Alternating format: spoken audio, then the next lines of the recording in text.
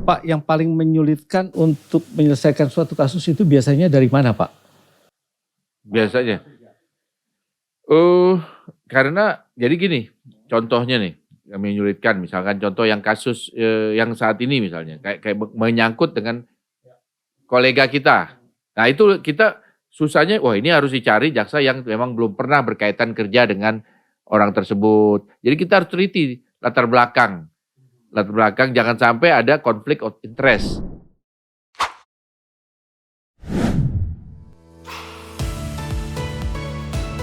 Perbincangan mengejar akuntabilitas seputar keuangan negara. Melintas Sakura. Halo Sobat AKN, kembali lagi bersama saya Justiawan Wijaya di podcast Melintas Sakura, mengejar akuntabilitas seputar keuangan negara. Sebelum masuk ke episode kali ini, saya tentunya ingin memperkenalkan salah satu program baru kami, yaitu Beranda. Beranda ini adalah satu program yang berisi berita akuntabilitas untuk Anda. Apa itu Beranda? Nanti tunggu tanggal tayangnya. Sobat AKN, episode kali ini merupakan edisi yang sangat spesial dari podcast Melintas Sakura karena kita kedatangan sosok ahli hukum sekaligus aparat penegak hukum, dan topik yang akan kita bahas juga topik yang sangat menarik yang tentu Sobat AKN ingin ketahui.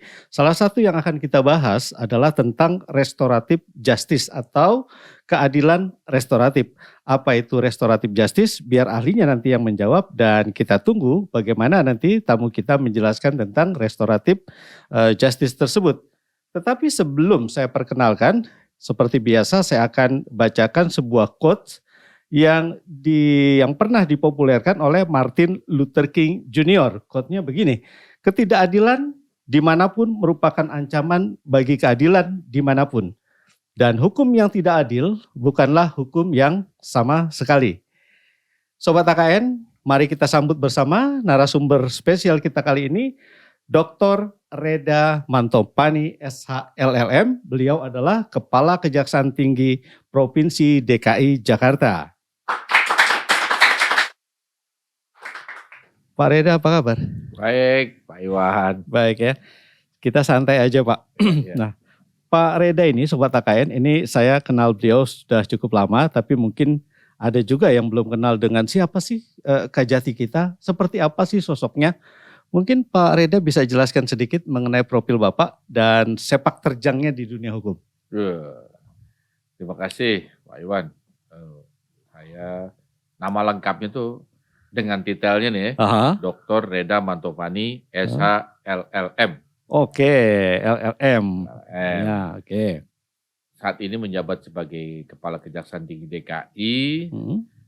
Sebelumnya saya Kepala Kejaksaan Tinggi Banten. Ya. Jadi sekarang sudah 2 kali jadi Kajati. Wah, ya. Betul. Nah, sudah berkiprah di dunia hukum ini, memang kuliahnya S1-nya tadi, SH-nya hukum, LLM di Prancis juga betul. Tentang hukum, doktornya S3-nya di Fakultas Hukum UI. UI ya? Tentang hukum. Ya. Hukum pidana, dan hukum pidana. Waduh, luar biasa Sobat AKN. Pengalaman Pak Reda. Dulu kalau nggak salah pernah jadi Kajari di Jakarta ya Pak ya? Saya pernah jadi Kajari. Pertama kali jadi Kajari di Cilegon, Banten. Oke. Terus Kajari yang kedua di Jakarta Barat. Waduh, luar biasa. Penugasan yang paling jauh kemana Pak Kajati? Hong Kong. Hong Kong ya? Saya pernah jadi atase kejaksaan di Hong Kong. Pak Kajati, jadi orang nih banyak yang belum tahu Pak mengenai keadilan restoratif. Kami dari tim analisa juga tim analis, kebetulan di podcast Melintas Sakura ini punya tim analis. Kemarin dapat 2 sumber tulisan Pak Kajati mengenai keadilan restoratif. Sebenarnya secara singkat seperti apa sih Pak itu Pak? Nah, keadilan restoratif itu secara singkat adalah bukannya untuk ini, dia proses mengembalikan situasi ke semula, ke situasi semula. Ya. Diupayakan kembali ke situasi semula. Yang tadinya nggak ada konflik, saat ini kita kembalikan seperti tiada konflik. Nah, itu memungkinkan Pak dalam proses hukum Pak? Dalam proses hukum ada beberapa tindak pidana yang saat ini memungkinkan untuk dilakukan itu. Contohnya yang memungkinkan misalnya perkara atau tindak pidana perkelahian. Oke. ya. Perkelahian itu kan ini, ya kalau memang mereka sudah saling maafkan, terus ada yang luka disaling mengobati, Iya. sembuh, ya mereka sudah Artinya ikhlas, sudah restoratif, sudah terlaksana. Situasinya sudah pulih seperti sedia kala. Aha. Ya, untuk apa diteruskan menjadi di proses persidangan? Nggak ada hasilnya. Pak, kalau dalam kondisi seperti itu, sebenarnya sudut pandang kejaksaan memandang penyelesaian perkara di luar pengadilan seperti ini seperti apa, Pak? Apakah memang ini merupakan salah satu cara atau metode yang juga jitu untuk menyelesaikan masalah atau seperti apa, Pak? Itu salah satu metode untuk mengurangi lonjakan tahanan Oh, oke. dan juga narapidana nantinya di Iya. lapasnya. Jadi Iya. supaya mengurangi pelan-pelan. Jadi ada pidana tertentu yang memang bisa dijadikan menggunakan metode restoratif justice. Misalnya lagi tadi kasih contoh, pencurian atau percobaan pencurian, HP. Terus ya HP-nya sudah dikembalikan atau sudah diganti yang baru, memaafkan, untuk apa diteruskan. Oke. Ya, jadi itu jelas untuk mengurangi lonjakan tahanan atau narapidana di kemudian hari. Di balik itu juga ada salah satu yang menguntungkan kalau menurut pandangan kami. Tidak ada biaya perkara, tidak ada biaya persidangan. Demikian, Pak. Betul. Secara keuangan negara memang kita hemat. Ada penghematan. Jadi biaya yang keluar itu hanya sebatas penelitian berkas. Oh. Gitu. Oke, Pak. Kalau keadilan restoratif itu kan mengedepankan mediasi. Ya. Kalau sekonyong-konyong mediasi atau proses sebelum mediasi itu memungkinkan nggak, Pak? Tanpa ada proses mediasi. Jadi kalau proses restoratif justice itu saat ini ada, karena memang belum ada undang-undang yang mengatur, jadi masih aturan internal penegak hukum. Kapolri punya peraturan sendiri, kejaksaan punya peraturan sendiri, peraturan internal masing-masing, sehingga ada perbedaan dalam mengajukan penggunaan metode RJ ini. Oh, RJ. Jadi kalau saya bicara di kejaksaan misalnya, kalau di kejaksaan itu memang sudah menjadi targetnya Pak Jaksa Agung untuk sangat mengurangi lonjakan tahanan dan narapidana. Jadi kejaksaan itu, para jaksa itu dalam menerima pelimpahan berkas dari kepolisian itu benar-benar meneliti apakah ini bisa di-RJ-kan atau tidak.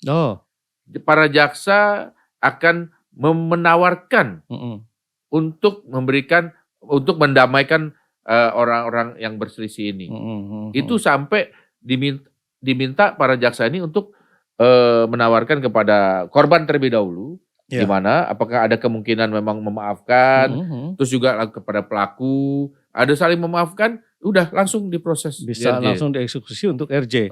Langsung. Pak Kajati, itu biasanya tawaran lah dalam arti tanda kutip untuk dilaksanakan RJ dari teman-teman di kepolisian atau dari di kejaksaan, Pak? Jadi ada tahap ini. Kalau di peraturan kepolisian itu yang saya baca, saya ikuti, itu prosesnya memang di sana mereka mengajukan kepada penyidik. Jadi setelah diajukan, mungkin ada penelitian di para penyidik, itu bisa langsung dilakukan, memang memungkinkan langsung. Nah, kalau untuk di tahap di penuntutan, berkas diterima dari kepolisian ke kejaksaan, itu diteliti, si jaksa menawarkan. Jadi nggak pakai permohonan, jaksa menawarkan. Itu sudah otomatis. Memang SOP-nya dari pedoman Jaksa Agung, para jaksa yang melihat memang ada beberapa kriteria tindak pidana yang masuk, itu wajib menawarkan. Oke, Pak, menurut informasi juga yang dihimpun oleh tim riset kami di sini, dalam proses mediasi kabarnya seringkali hak korban tidak sepenuhnya dipenuhi dan tindak pidana akan berakhir tanpa adanya tuntutan hukuman. Pandangan Pak Kajati terkait hal tersebut gimana, Pak? Karena ada juga kondisi di mana kesulitan mediasi antara korban dan pelaku. Artinya ada yang satu sepaham, ada yang satu tidak sepaham. Ini seperti apa nih, Pak? Kalau kondisi gitu. Saya bicara yang dalam konteks RJ yang ditangani kejaksaan ya. Saya supaya nggak overlapping ini. Betul, ya. tahu saya nih, dan karena memang saya membidangi, membawahi itu langsung, itu perkara yang disampaikan kepada kita, dilimpahkan kepada kejaksaan, itu akan ditawarkan terlebih dahulu. Bagaimana Anda siap? Apakah Anda sanggup mengganti? Dan bahkan ini, tapi nggak bisa semuanya, tidak bisa digeneralisir. Pencurian sepeda anak-anak itu, karena ternyata si pencurinya bapaknya ini kasihan ngelihat anaknya nih nangis mau main sepeda, jadi dia mencuri. Mencuri, jadi kan akhirnya apa? Pada saat itu waktu ada kasus pencurian itu, si korban hanya ingin ya udah diminta yang baru. Karena mau nggak punya uang untuk beli sepeda, bahkan si jaksanya itu membelikan sepeda untuk yang baru.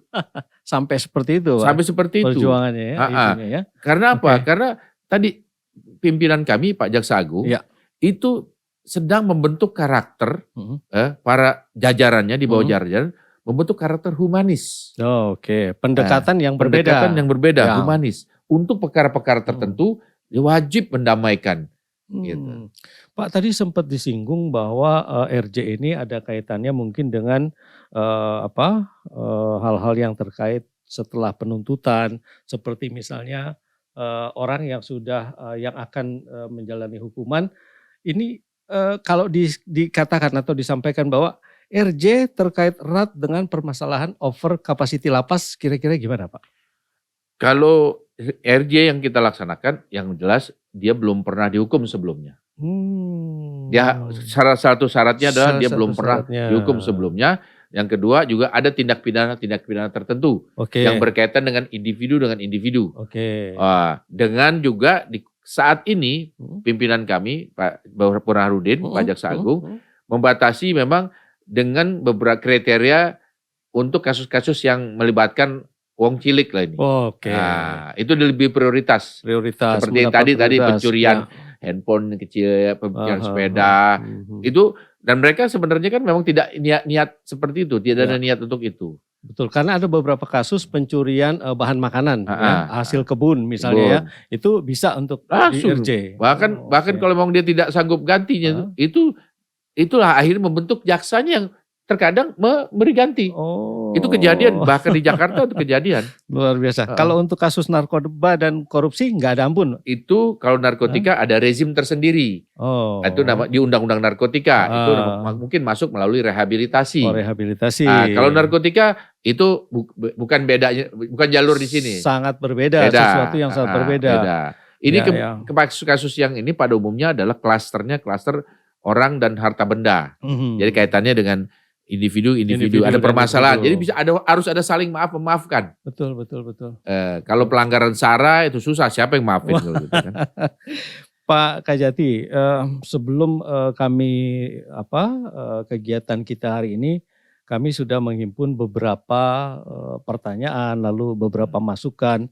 Ada juga pertanyaan-pertanyaan titipan, salah satunya mungkin begini Pak. Ada indikasi bahwa keadilan restoratif ini bisa untuk dipermainkan. Ini apa pandangan Pak Kajati terhadap hal ini? Semua hal kalau menurut saya kalau memang dapat dimainkan, terutama oleh orang-orang yang mempunyai integritas atau karakter yang suka mempermainkan. Jadi semua tergantung dari individunya. Tetapi tadi karena dengan aturan atau pedoman yang akurat, itu diharapkan ada batasan-batasannya. Saya sangat senang dengan karyanya dari DPR RI, Undang-Undang Nomor 1 Tahun 2023 tentang KUHP. Di dalam rezim KUHP ini yang baru ini, yang dibuat oleh anak bangsa, saya bilangnya KUHP sekarang ini karya anak bangsa. Itu lebih mengedepankan restoratif justice. Betul. Itu yang saya pelajari, makanya saya bikin 2 tulisan di dalam di Gatra dan di Hukum Online. Hukum Online, kami lihat kemarin di Pak. situ jelas-jelas di dalam Undang-Undang Nomor 1 Tahun 2023 itu batasan untuk penghentian penuntutan berdasarkan tadi metode restoratif justice. Pak, untuk melaksanakan metode RJ ini, apakah Pak Kajati merasakan ada tekanan atau ada paksaan dari pihak lain misalnya? Kalau saat ini kami nggak ada. Nggak ada Nggak ya? ada. Kenapa?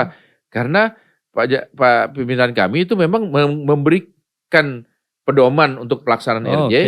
Memang ingin membentuk karakter humanis. Iya, iya. Gitu. Jadi memang akhirnya dengan sukacita kami melakukan itu. Ya, koridornya sudah pasti Sudah Pak ya? jelas. Sudah pasti jalannya di rel ini, di rel ini sudah. Dan ada sudah satu oke ya? satu kelebihan yang dilakukan oleh kejaksaan, bahwa penghentian kasus melalui jalur RJ ini disetujui oleh Jaksa Agung Muda Oh. Pidana Umum, Jampidum langsung. Langsung Jampidum. Jadi nggak hengki-pengkinya tuh Ah, sulit. sulit. Kalau Ya. yang kasus yang Ya, kami tangani ya, ya, ya, gitu. ya, ya.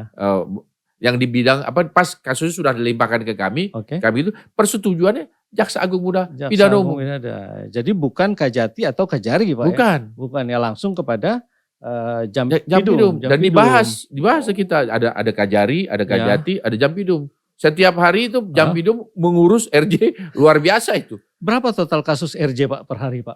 Kalau setahun yang tahun kemarin itu setahun itu sampai 1.450-an. Luar biasa Sobat AKN. Ternyata kasus yang diproses melalui RJ ini sampai 1.000 lebih. Dan ini adalah kinerja yang memang patut diapresiasi untuk teman-teman di Kejaksaan Republik Indonesia. Dan gimana Pak? Dan di DKI itu saya tuh hampir tiap minggu ada. Selalu ada. Sekarang ini hampir tiap minggu ada. Tiap mengajukan permohonan ke Jampidum itu hampir tiap minggu. Selalu ada. Pak, ada nggak selama Bapak memimpin Kajati di wilayah di DKI ini kasus yang dirasa kurang tepat, tetapi kemudian akhirnya menggunakan proses RJ ini, Pak?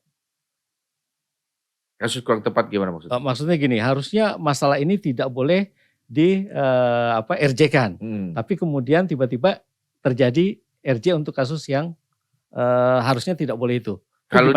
Kalau di kita ini, contohnya nih, ada kasus yang akhirnya ditolak oleh Jampidum. Oh, ada kasus pencurian. Ya. Awalnya memang dilihat apa permasalahannya, ini. Oh ternyata pencuriannya dengan pemberatan. Itu ditolak ke Jampidum. Mestinya yang di ACC adalah pencurian biasa. Ya. Pencurian pemberatan dengan apa? Misalnya dia mencuri dengan pedang, dengan senjata tajam, itu ada pemberatannya. Atau dilakukan di malam hari. Oke. Nah, itu ditolak tuh kemudian. Berarti keputusan untuk RJ ini, Pak Kajati, itu tidak serta-merta ya? Tidak serta-merta. Ada penelitian, ada pembahasan, mungkin ada rapat bersama seperti yang tadi Pak Kajati sampaikan. Pak, dan tiap minggu saya seminggu bisa 2 kali tuh RJ itu. Saat ini dari bulan Januari itu kemarin tuh sampai sekarang tuh seminggu 2 kali, 2 kali. 2 kasus ya.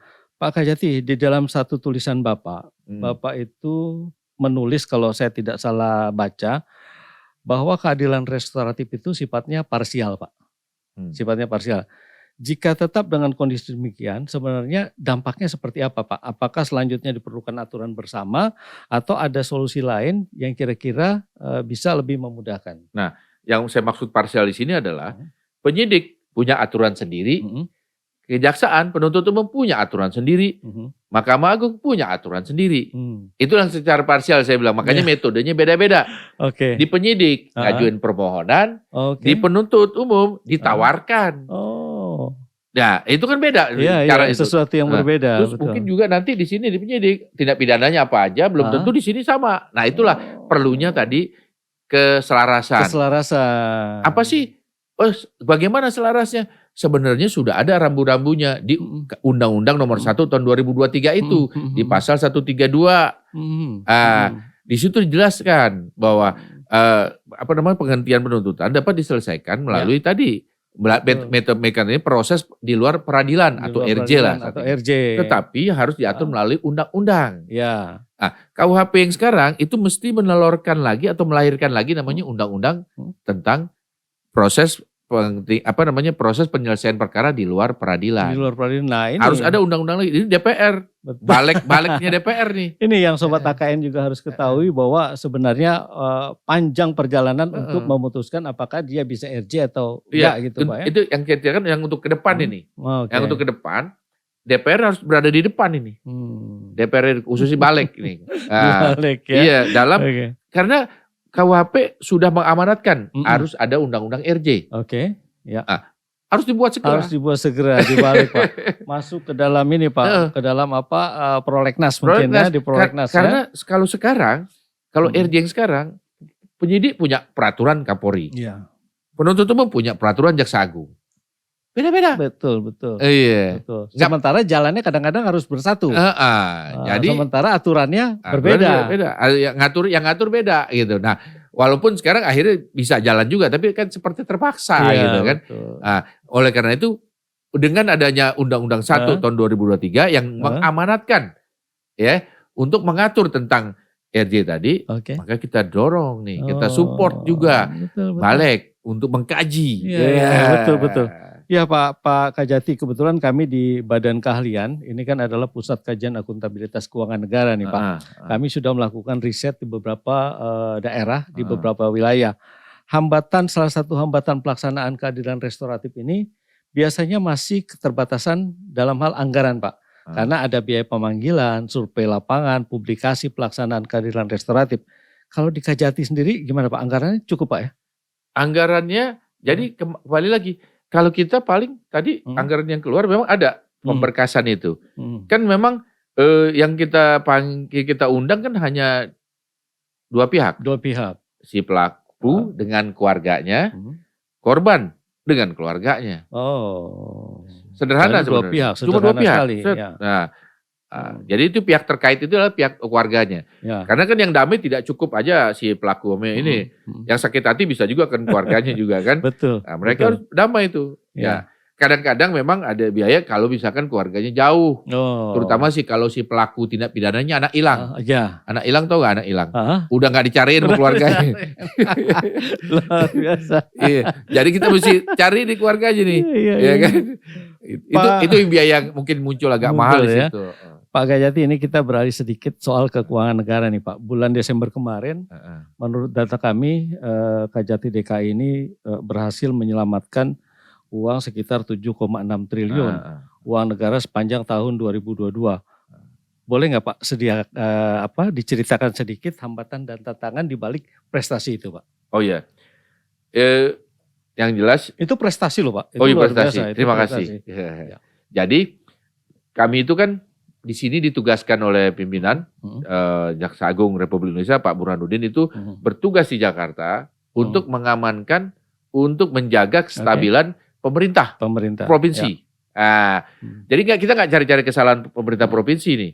Yang kita adalah pembangunannya supaya tetap berjalan lancar. Kalau yang memang jahat kita ambil, kita inilah kita bina. Kalau memang dia nggak bisa dibina, kita binasakan. Gitu. Makanya tetap ada pejabat-pejabat di Pemprov DKI yang kita tangani. Kita tindak dalam kasus korupsi. Nah, hasil dari 7,6 triliun itu 7,6 triliun. Ya, itu merupakan hasil dari penanganan yang kita lakukan baik dari hasil tindak pidana korupsi, hasil barang rampasan maupun proyek-proyek yang kita amankan atau proyek-proyek yang tadinya merugi kita bantu supaya akhirnya dengan bahasan hukum segala macam akhirnya tidak jadi rugi misalnya. Oh iya, betul. Kayak gitu. Jadi total yang kita amankan dan kita selamatkan itu sekitar 7,6 triliun. 7,6 luar biasa. Hambatannya apa? Hambatan kembali lagi tadi memang biaya yang dikeluarkan tidak sebanding. Gitu. Akhirnya ya karena memang, tapi masuk akal juga sih karena memang ini kebutuhan dari pemerintah provinsi. Jadi sekarang kita bilang mereka yang turut membantu, mendanai kegiatan dinasnya mereka. Betul. Gitu. Pak Kajati, realisasi PNBP Kajati DKI itu dalam bidang pembinaan telah melebihi target yang ditentukan. Yaitu melambung menjadi 2 triliun dari target sebesar 256 miliar. Ini juga satu prestasi nih Pak Kajati. Sumbernya untuk PNBP ini Kajati dari mana aja ya Pak? Nah, itu yang tadi sebenarnya 7,6 itu salah satunya bagiannya PNBP ada di situ. Jadi makanya jadi 7,6. Nah, 2, berapa triliun itu adalah PNBP. PNBP hasil dari apa? Barang rampasan. Barang rampasan itu apa saja? dari kasus misalnya tadi kasus Jiwasraya, Oke. Asabri, kasus-kasus yang lain, Iya. denda tilang dan sebagainya. Itu salah satu upaya mengumpulkan angka sekian itu Ya, Pak, ya? Upaya-upayanya. upaya-upayanya di semua dan berbagai kumpulin lah. Ya, sampailah angka Sampai 7,6 7,6 triliun. Yang tadi PNBP-nya 2, berapa Ya. gitu kan. Nah, kalau untuk 2023 ini Pak, PNBP sektor apa yang ingin didorong untuk dimaksimalkan oleh Kajati DKI? Kalau kami sebenarnya tidak terlalu menginginkan banyaknya kejahatan sebenarnya. Siapapun pasti Pak. Iya. Siapapun pasti. Karena kalau tadi kita ditargetkan berarti itu banyak kejahatan di Indonesia. Jadi kita adalah mengamankan hasil kejahatan. Oke, iya. Makanya kita jangan dikasih target. Jangan target. Ya. Nggak ada target. Atau targetnya rendah aja, rendah. Iya. Kenapa? Berarti kalau kita makin banyak itu berarti makin banyak kejahatan yang dilakukan. Luar biasa. Pak, ini menjadi Kajati di DKI ngeri-ngeri sedap nih Pak. Iya. Ya, ngeri-ngeri sedap gitu ya. Kasus yang paling menantang apa Pak selama Bapak menjabat sebagai Kajati DKI? Ya. Yang paling menantang dan mungkin bisa disertai alasannya kenapa menjadi menantang? Nah, saat ini kan ada kasusnya Ferry Sambo. Oh ya. Nanti ke depan ya. ada kasusnya Teddy Minahasa. Itu kan Ya, artinya kan polisi, jaksa kan kita pernah ada hubungan kerja. betul. Nah, itu jelas menantang. Menantang ya.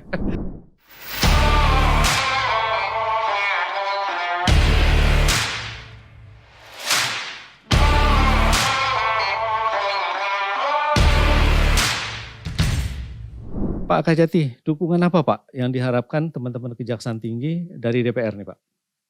Itu tadi. Saat ini DPR sudah berhasil membuat KUHP nasional. Ya. Undang-Undang 1 tahun 2023. Untuk kelanjutannya harus membuat ini lagi tambahannya karena belum Tambahan. perlu hukum acara pidana. Oke. Kalau Itu sudah diusulkan Pak? Ya, kayak sepertinya sudah ada di Ya. balik sudah ada. Nah, ada lagi tentang terkait RJ nih. Ya. Di dalam pasal 132 KUHP ayat 1 KUHP itu sudah jelaskan amanat untuk membuat undang-undang terkait RJ. Terkait RJ karena khusus untuk RJ sendiri ini belum ada ya Pak? Ya? Belum ada. Belum ada ya. Dan itu harus diatur di undang-undang karena sudah jadi amanat KUHP. Oh iya betul. Betul sekali Pak. Bukannya PP, bukannya apa lagi itu undang-undang karena sudah diatur di mana di Undang-Undang Nomor 1 tahun 2023. Mudah-mudahan setelah podcast ini ada yang mendengar langsung dilakukan pembahasan Pak. Iya betul. Pak Kajati, kalau penegakan hukum di Jakarta ini kondisi secara umum seperti apa Pak? Maksudnya kondisi secara umum penegakan hukum apakah kesulitan karena mayoritas orang-orangnya orang sibuk lalu memang di sini tingkat kejahatannya tinggi. Ini ada treatment khusus nggak Pak? Kalau menurut saya sekarang yang orang-orang ditempatkan baik di kepolisian itu, di kejaksaan, ini karena memang yang sudah berpengalaman di sini. Ya, bukan saya memuji diri sendiri kan. Jadi artinya ya sudah ngalir itu mah. Mengalir. Jadi artinya segala hambatan, segala kesulitan itu bisa ditangani bersama. Gitu. Baik oleh ya saling kerjasama lah penyidik, penuntut umum itu udah ini. Karena memang rata-rata yang ditugaskan di DKI ini yang berpengalaman. Udah suhu Pak ya? Ya udah suhu lah. Sudah jam terbang udah tinggi. Udah tinggi. Pak, perbandingannya enak mana waktu di Jakarta atau di Banten Pak? Perbedaan bobot pasal aja. Iya. Bobot masalah. Kalau di sini bobotnya ditambah sibuk, banyak protokol. Banyak pertemuan karena memang sini pusatnya ibu kota ya. Jadi lebih banyak protokoler di sini. Kalau di Banten santai. Agak lebih kurang protokolnya. Ya karena kan paling tinggi di sana cuma gubernur. Tapi kan protokol untuk seorang Kajati keharusan dong Pak. Enggak, artinya protokol undangan ini, undangan sana, undangan itu. Itu resikonya jadi orang top. Iya. Itu resikonya. Kalau di Banten kan yang undang ya paling cuma kita bisa hitung lah. Hitung ya. Tapi di sini yang undang seluruh institusi ada di sini semua. Pak Kajati, persentase penyelesaian kasus di DKI yang diketok palu selesai berapa nih Pak? Kalau range-nya 1 sampai 10 berapa persen kira-kira? Oh, kalau yang kita hitung yang tahun 22 itu, range itu udah 90-an persen lah. 90-an persen ya, sudah 90-an persen. Wah luar biasa prestasi ini teman-teman AKN, sobat AKN. Jadi luar biasa prestasinya ternyata sampai sedemikian besarnya dan ini adalah wajib atau patut kita apresiasi hasil kerja dari teman-teman di Kejaksaan Republik Indonesia. Pak, yang paling menyulitkan untuk menyelesaikan suatu kasus itu biasanya dari mana, Pak? Kalau ada Biasanya. kasus ya. Karena jadi gini, contohnya nih yang menyulitkan, misalkan contoh yang kasus yang saat ini misalnya kayak menyangkut dengan Ya. kolega kita. Hmm. Nah itu kita susahnya, wah ini harus dicari jaksa yang memang belum pernah berkaitan kerja dengan orang Oke. tersebut. Jadi kita harus teliti latar belakang. Latar belakang jangan sampai ada konflik of interest. Ya. Itu aja yang agak Karena kesulitan. biasanya suatu kasus ada yang melatar belakangi ya, Melatar Pak belakangi. Kajati. Contohnya kasus Ferry Sambo lah. Iya. Itu kan penyidik polisi. Penyidik polisi. Kan pasti ada banyak hubungan kerja sama kita. Betul. Iya kan? betul. Maka dicari, yang belum pernah tugas di Jakarta sebelumnya atau belum pernah bertugas sebelumnya dengan tersangka, para tersangka. Nah itu dicari seperti itu. Oke, baik. Pak Kajati, sebelum kita lanjut, kita break dulu sebentar. Kita Oke. mau lihat dulu Puskaji AKN punya produk apa aja. Halo Sobat AKN, untuk memberikan kepastian dan perlindungan hukum atas tanah, pemerintah melalui Kementerian ATR BPN telah membuat program PTSL loh. Nah, PTSL merupakan pendaftaran tanah yang sistematis dan lengkap dengan tujuan untuk memberikan kepastian hukum agar terhindar dari sengketa dan konflik pertanahan. Namun, dalam pelaksanaannya, BPKRI telah menemukan beberapa permasalahan terkait dengan program PTSL. Di antaranya seperti: pertama, pembukuan hak atas tanah atau tanah wakaf yang tidak menggambarkan kondisi yang sebenarnya. Dan yang kedua, permasalahan pasca sertifikasi PTSL. Ingin tahu bentuk permasalahannya? Dan ada nggak sih indikasi adanya mafia tanah? Sobat AKN dapat cek Instagram kita di @puskajiakn. Sobat AKN, kita kembali lagi dan masih bersama Pak Kajati DKI, Pak Dr. Reda Mantovani. Pak Kajati, kita balik ke masalah keadilan restoratif nih Pak. Pandangan Pak Kajati terkait penerapan keadilan restoratif ini plus minusnya apa sih Pak? Plus minusnya itu tadi ya jadi kalau misalkan kayaknya banyak, kalau menurut saya nih, kalau lihat dari sosial itu banyakkan plusnya. Oke. Minusnya paling ya tadi perkara jadi cuma nggak perpanjang. Nggak Jadi berpanjang-panjang. nggak lama-lama, nggak tahu tuh plus atau minus itu. Kalau itu plus mungkin Pak. Plus Ya? juga ya. Plus ya karena waktu penyelesaian kan Iya. lebih singkat Jadi kan. pengalaman jaksanya berkurang lah bersidang gitu kan. Gitu.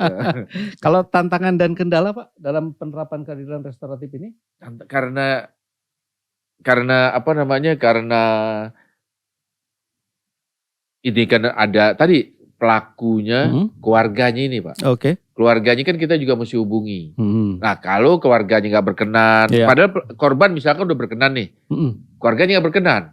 Oh. Jadi akhirnya ya tadi Iya, jadi blunder blunder, lagi. jadi blunder lagi. kita bujuk-bujuk lagi segala macam, himbau lagi. Itu PR lagi, Pak. PR lagi. PR lagi. Kan ada kadang-kadang kan ada juga misalkan orang yang dihina itu, Iya. orang dihina, keluarganya bisa nggak senang juga, Iya. walaupun yang dihina si A misalnya. Oke. Tapi keluarga nggak bisa ini, saya masih belum ridho atau belum ikhlas. Gitu. Nah kayak gitu-gitu. Jadi akhirnya kita mengeluarkan upaya untuk gimana sih membujuknya lagi. Oke. Gitu. Pak Kajati, kalau keadilan restoratif ini diperluas regulasi penggunaannya, misalnya masuk juga penanganan perkara fraud atau penyelewengan aset, setuju nggak Pak Kajati? Kalau saya melihat kalau ada kaitannya dengan negara, sulit itu kita. Oh. Kalau negara itu karena dia ada rezim tersendiri, yaitu Undang-Undang Tipikor, Undang-Undang Perpajakan, bea cukai yang di mana tuh ada denda damai, pengenaan denda. Pengenaan denda. Iya. Nah, di situ ada rezim tersendiri, bukan di undang yang kaitannya RJ. Iya. Contohnya misalkan kasus pajak, kalau sudah bayar denda 10 kali lipat, berhenti. Oh, Gitu. betul. Nah, ini juga ada nih Pak terjadi di dalam kasus RJ. Jika barang curian, katakan merupakan barang milik negara BUMN yang nilai barangnya kurang dari 2,5 juta, apakah bisa diterapkan keadilan restoratif Pak? Karena katanya nilai barangnya itu juga mempengaruhi. Kalau nilai barang, kalau berdasarkan pedomannya kejaksaan saat ini, memang ada nilai barang. Tetapi kan bisa aja kan nggak diatur nilai barang. Ya kan? Berapa? Karena kan yang misalnya contohnya kasus penipuan lah. Penipuan atau penggelapan itu yang nilainya 2,5 juta ya kan? Penipuan 2,5 juta judi si ojek online itu dengan penipuan yang 50 juta kan sama-sama penipuan. Sama-sama penipuan. Iya. Tapi yang sekarang karena memang untuk menghindari hengki-pengki atau hal-hal lain yang mencurigakan, ya dibatasi yang nilai kerugiannya itu kecil. Karena untuk orang-orang kecil. Pak Kajati tadi di awal Pak Kajati sempat menyinggung masalah misalnya perkelahian. Ya. Kita ketahui bersama Pak bahwa ini kenakalan remaja, ini kan banyak yang berujung pada akhirnya tindak kriminalitas. Ini marak kembali terjadi. Apakah pendekatan keadilan restoratif ini dapat juga digunakan untuk mengatasi masalah ini Pak? Karena biasanya kenakalan remaja katakanlah tawuran massal. Ini kan melibatkan banyak orang nih. Bisa nggak diterapkan keadilan restoratif ini Pak? Nah itu ada namanya penghukuman, bisa kita pakai penghukumannya sosial. Jadi pidana sosial. Contohnya apa? Saya pernah pengalaman waktu di Palembang, waktu saya Aspidum Palembang, itu menjatuhkan menuntut pidana terhadap para pelajar yang rusak stadion. Betul. Jadi karena dia ngerusak stadion, ya syaratnya apa? Dihukumnya apa? Membersihkan stadion. Toiletnya segala macam selama berapa bulan gitu. Gitu. Ini di negara-negara maju juga kerap dilakukan sanksi seperti ini Pak. Sanksi kita juga sosial. Bisa pernah terjadi kita. Jadi kita negara maju juga dong kalau gitu. Betul, negara maju. Pak, kalau menurut pandangan Bapak, negara mana sih yang keadilan restoratifnya sudah sangat baik sekali dilaksanakan? Ya, kalau di Belanda jelas karena penjaranya kosong di Belanda. Ya, itu karena apa? Karena memang tadi mereka mau banyak menggunakan denda, ya kan, banyak menggunakan tadi perdamaian. Penipuan segala macam itu di Belanda itu di Belanda atau Amerika itu bukannya kejahatan di sana, namanya fraud, perbuatan curang. Jadi artinya ya kalau memang curang itu memang sudah diganti, selesai. Ada dendanya, ada apanya. Kalau keadilan restoratif yang diterapkan di Indonesia, ini berlaku nggak Pak untuk WNA? WNA yang tinggal di Indonesia. Berlaku kalau memang tadi konsepnya kan ada memaafkan. Perkelahian WNA dengan berebutan cewek nih WNA sama WNI. Berebutan, berkelahi. Ya udah saling memaafkan tetap. Karena subjek hukumnya manusia. Ya, kalau untuk meningkatkan kesadaran hukum masyarakat, ini kaitannya dengan lu kalau mau restoratif justice ya mulai sekarang lah meningkatkan pengetahuan mengenai hukum, lalu kesadaran hukumnya juga harus lebih baik. Kalau seandainya Pak dalam satu kurun waktu tertentu masyarakat ini masih belum memahami kesadaran hukum yang tinggi, tiba-tiba dia terlibat kasus, lalu maunya restoratif justice saja, itu memungkinkan atau apakah kejaksaan memiliki kriteria nilai tersendiri Pak? Ya, untuk kriteria menentukan sendiri itu nanti ada batasan-batasannya.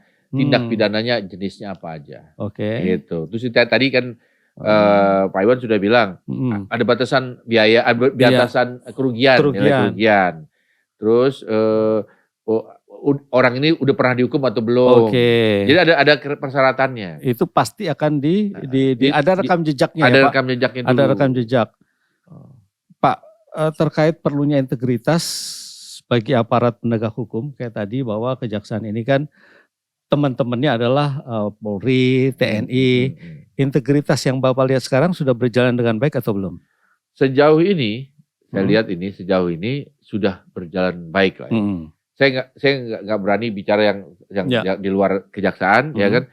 Kalau secara umum saya lihat sudah bagus, tetapi kalau khusus untuk di kejaksaan, saya lihat penindakan terhadap jaksa yang bermasalah itu sangat cepat dilakukan oleh Jaksa Agung.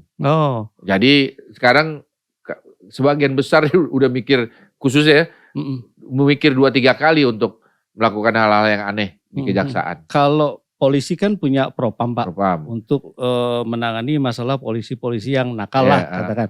teman-teman di kejaksaan Ada punya, Pak? Jamwas, Jaksa Muda Pengawasan. Bidang pengawasan. Ah, Kasusnya per hari atau per minggu itu pasti ada tuh, Pak? ada laporan. Biasanya ada laporan. laporan-laporan itu yang diklarifikasi oleh Ya. pihak pengawasan, baik di Kejagung maupun di Kejati ada. Oh, di Kejati ada. Juga ada. ya, Pak ya? Kita biasanya diminta untuk ini kenapa adalah pengaduan seperti ini, pengaduan seperti ini. Mhm. Kita langsung turun, kita klarifikasi, kita teliti, ini bener nggak pengaduan? Mhm. Terkadang banyak juga pengaduan yang nggak bener. Abal-abal lah katakan. Bukan nggak bener, mereka nggak ngerti. Gitu, nggak ngerti bahwa misalnya contohnya, ini Ya. kenapa nih belum dieksekusi? Mhm. Ya belum dieksekusi, aset belum tereksekusi, ada apa, ada permainan apa? Aduh, aduinlah kemana-mana. Terus. Ternyata ya memang belum ingkrah, belum tuntas sampai akhir. Betul.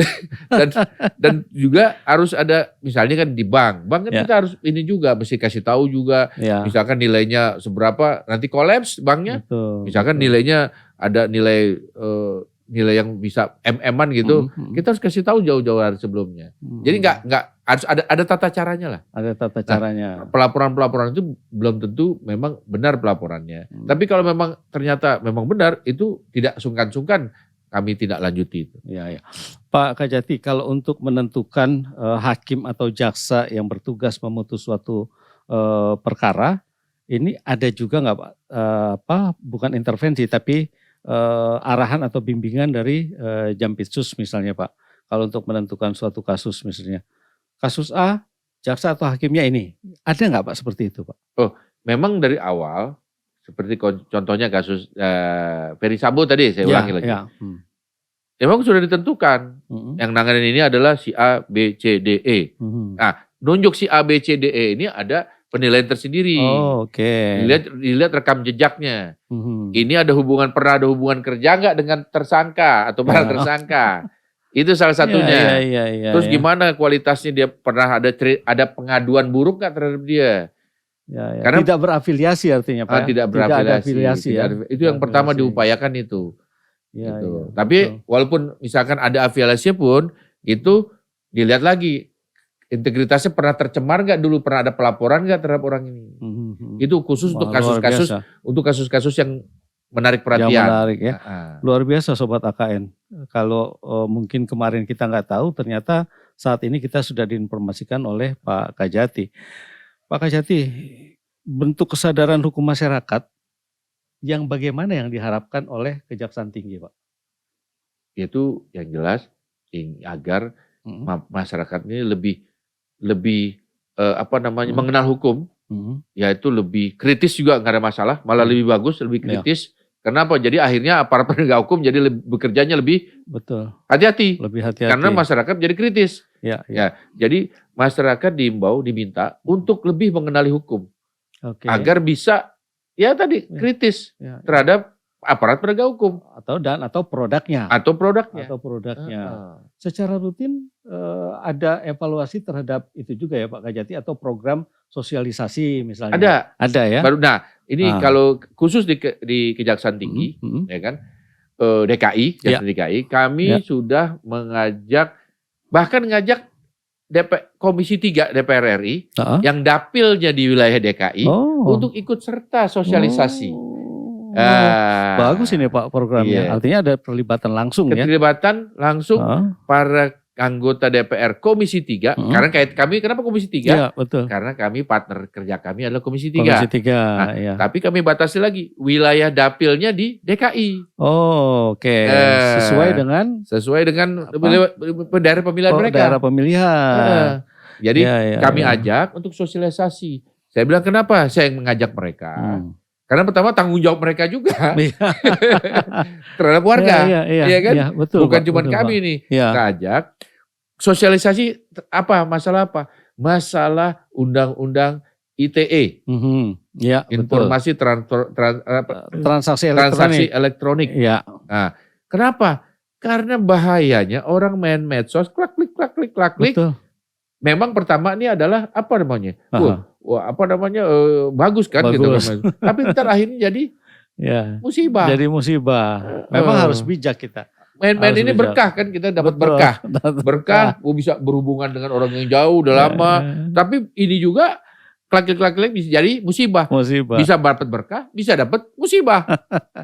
Pak Kajati, untuk wilayah hukum di Jakarta, Hmm. gebrakan apa di tahun 2023 yang akan Pak Kajati lakukan, Pak? Misalnya di 2023 punya program meminimalisir kejadian perkara atau apa atau gimana, Pak? Ada nggak, Pak? Kalau yang jelas, kami itu akan yang jelas ini Mm-mm. melanjutkan program RJ untuk lebih meluas lagi. Nah, oke. Lebih meluas lagi. Yang target kami di tahun 2022 kemarin Mm-mm. berapa perkara, kita naikkan lagi. Nah ini berani kalau ini target berani kalau ini. Ya. Bukan Ini tadi, harus ada target. kalau ya. yang tadi yang pertama target PNBP, waduh kami agak ini karena semakin banyak PNBP semakin banyak kejahatan. Semakin banyak kejahatan. Berarti gagal di situ. Iya gagal. Ya, ya. Kalau ini RJ kita tingkatkan ini. Oh. Targetnya adalah 2 kali lipat atau bahkan 3 kali lipat dari tahun lalu. Dari tahun lalu. Jadi semakin banyak orang di RJ kan, tetapi RJ yang sesuai dengan aturan. Oke. Nah harapan kami tadi tetap harapan kami mungkin pusat kajian di sini Mhm. mengkaji lebih dalam lagi untuk Ya. disampaikan ke Balik DPR RI. Oh, Iya kan? iya. Betul Pak Kajati, betul. Bahwa ini sudah diatur di KUHP. Nah, tolong bagaimana kajian ini memberikan konsepnya. Konsepnya ya luar biasa nih. Jadi kita juga Sobat AKN baru tahu bahwa teman-teman di Kejaksaan Tinggi DKI Jakarta di bawah kepemimpinan Pak Reda ini senantiasa mengajak anggota Dewan untuk melakukan sosialisasi Pak ya. Dan ini memang patut dicontoh mungkin untuk teman-teman yang lain ya, karena memang pelibatan ini juga untuk mengukur efektivitas program yang dilakukan. Iya. Apakah masyarakat sudah tahu, sudah mengenal atau belum? Mungkin seperti itu Iya, Pak. produk hukumnya di masyarakat gimana nih? Ya, Produk betul. hukum yang dihasilkan Komisi 3 misalnya. Dia di masyarakat berjalan nggak di para Ya. pelajar nih? Betul. Ya, memang betul Pak gitu.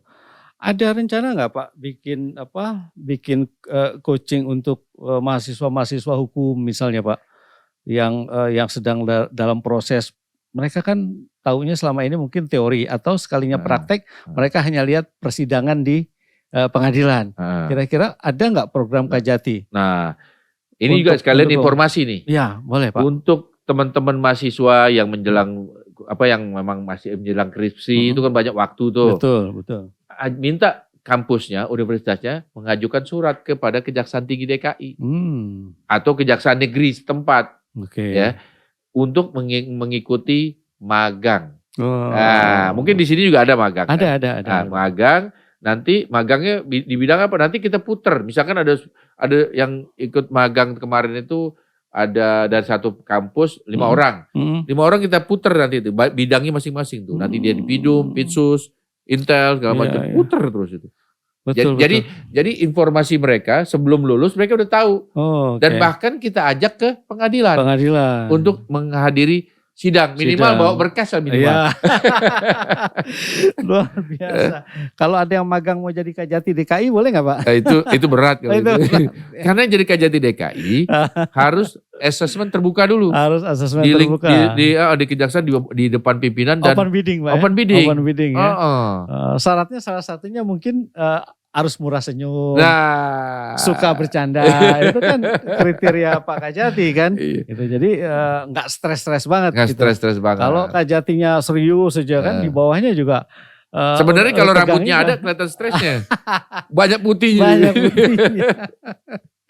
Sobat AKN luar biasa Pak Kajati, kita sudah sampai di penghujung dan sebagaimana kebiasaan kami di podcast Melintas Sakura.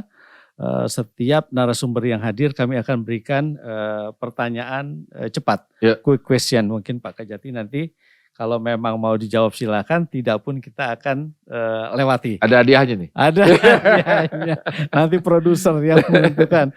Baik Pak Kajati, kita mulai ya.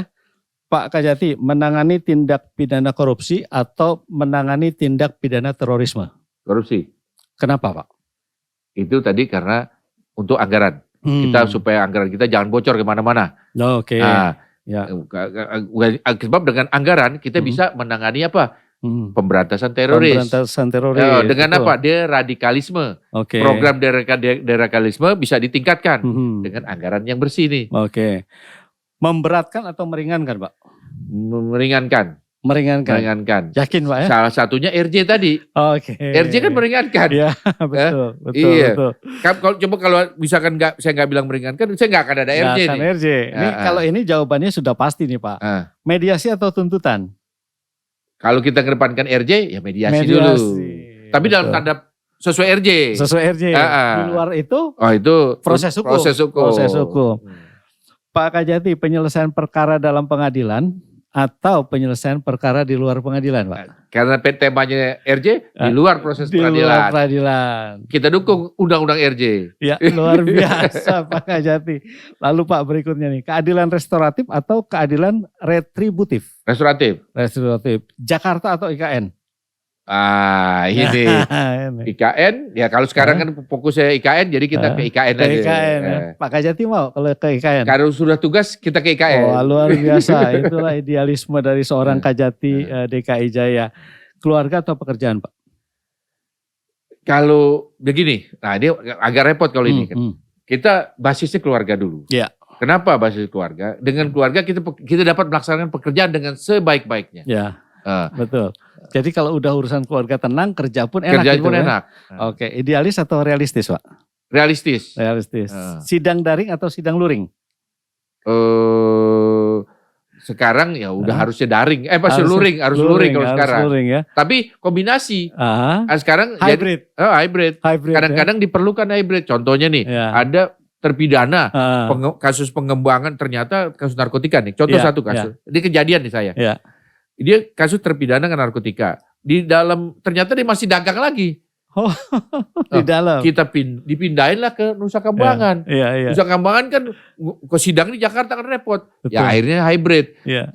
Terdakwanya di Nusa Kambangan, para saksinya di Jakarta. Gitu. Jadi hybrid. Hybrid ya Pak ya. Padahal dulu waktu kita pendidikan pengennya daring aja Pak ya. Oh, iya. Daring aja ya. Itu waktu COVID. Karena COVID.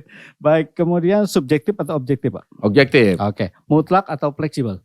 Fleksibel. Serius atau santai? Sersan. Ya. Serius. Harus pilih nih Pak. Serius tapi santai. Serius tapi santai. Tapi kalau dilihat dari gaya saya kan santai. Santai, relax. Tapi kan di balik relaxnya juga ada ketegasan. Sadis. Pak Kajati, hukuman mati atau hukuman seumur hidup? Hukuman seumur hidup. Kenapa seumur hidup? Karena di KUHP kita yang saat ini udah nanti hukuman mati pun akan jadi seumur hidup. Di KUHP nomor 1 2023. Yang baru 2023 ya. Oke.